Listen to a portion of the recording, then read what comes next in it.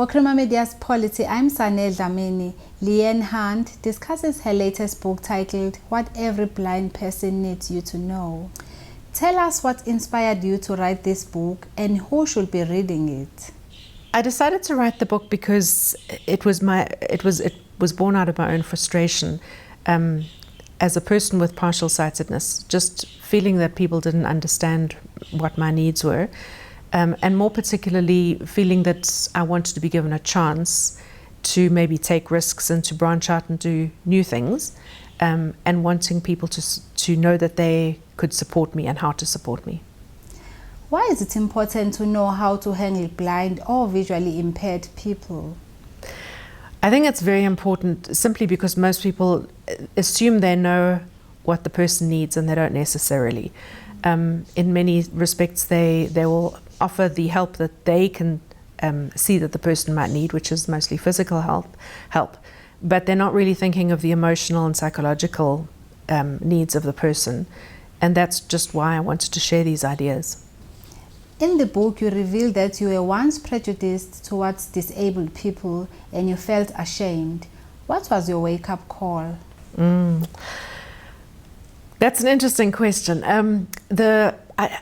I did feel ashamed, and I remember feeling that disabled people were not worthy of rising to the same heights as able-bodied people. But I think my wake-up call came sort of when my children had grown up and were leaving school, and I saw that they were sort of starting out on new careers and they didn't have anything except the degree that they had and their dreams, and I thought, well, that's all I've got. and why shouldn't I also branch out and do something new? So really it took a long time for that wake-up call to come. But when it did, it was wonderful. I felt like I was launching my own career, just like my children. Where I grew up, some families with disabled people believed that they were cursed, so they would hide them from communities, and they didn't even go to schools. What can you say to people who have such beliefs? I think it's really sad when families believe that a person with a disability has been cursed or is not the family is ashamed of them, and particularly, as you say, when they hide them, because that belief will translate to the child, and then that's where the child will really not believe that they have any chance of doing anything. But certainly what my message would be is just please believe that all people have dreams and ambitions and goals. And for a blind person, those dreams and ambitions may be sort of locked away more, but they are still there. And it's a family member's responsibility to try and encourage that person to express their dreams and then support them to try and reach them. What kind of prejudices do visually impaired or blind people deal with on a daily basis?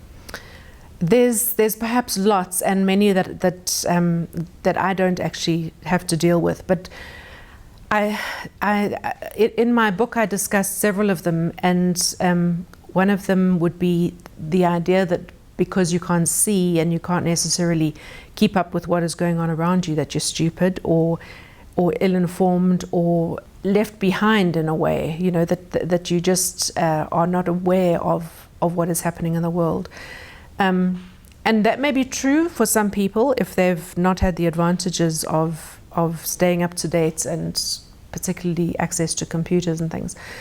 But the fact is that a blind person, like any disabled person, has a unique perspective on the world, and that is a very interesting and special perspective.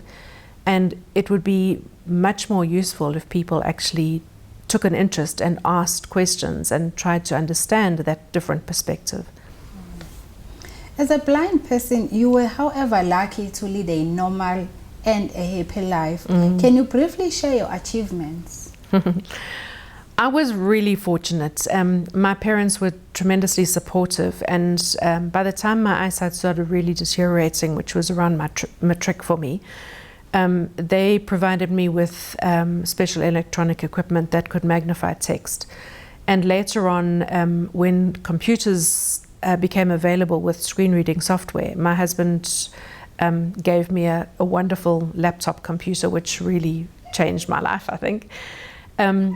But in terms of achievements, I did get a lot of support. I went to university and I achieved a first-class degree for honours in English literature. And then later on, I worked in advertising, and much later on, after I had my children, I self-published a couple of books. But amongst my achievements, I would say probably my greatest achievements is raising my two daughters, and I'm really proud of them and just what they will achieve in the world. Did you encounter any challenges growing up because of being visually impaired?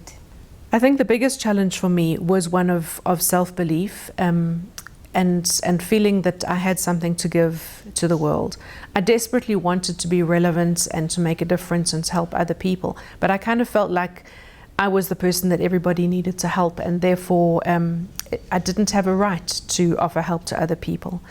But that has changed, and I must say I'm very grateful for people who've helped me build my own sense of meaning in my own life, and helped me see that actually, so much is down to your own willingness to take risks, to step out, to do what you're interested in doing, and trust the path to open up before you.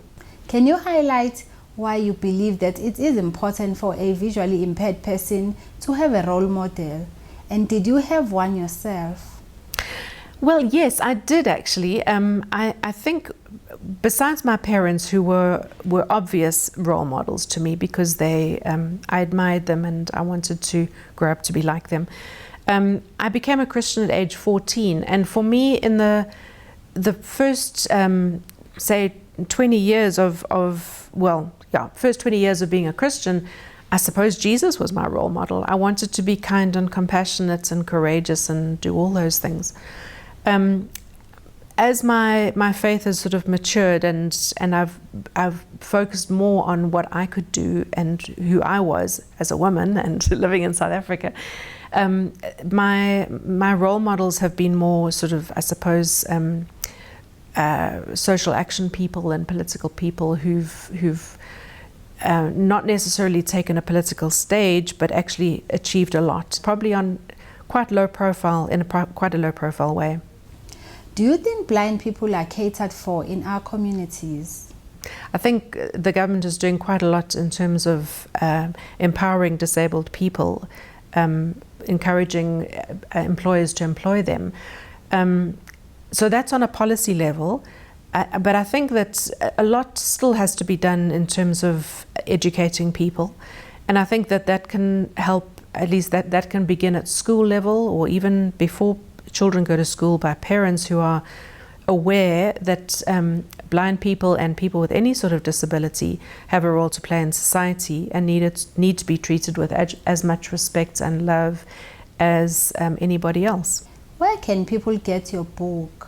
Oh, one way is to go to my website, which is www.blindyetfree.com, which is, I have a books page there and some blog posts up around helping blind people. Alternatively, it is available on Amazon in Kindle format and in print format. And presently, that's the only place it is available. Although I'm getting print copies shipped to South Africa, and then it'll possibly become more available here. And if anybody's interested in getting print copies directly from me, they can email me from my blog. That was Leanne Hunt speaking to Crema Media's Polity about her latest book titled What Every Blind Person Needs You to Know.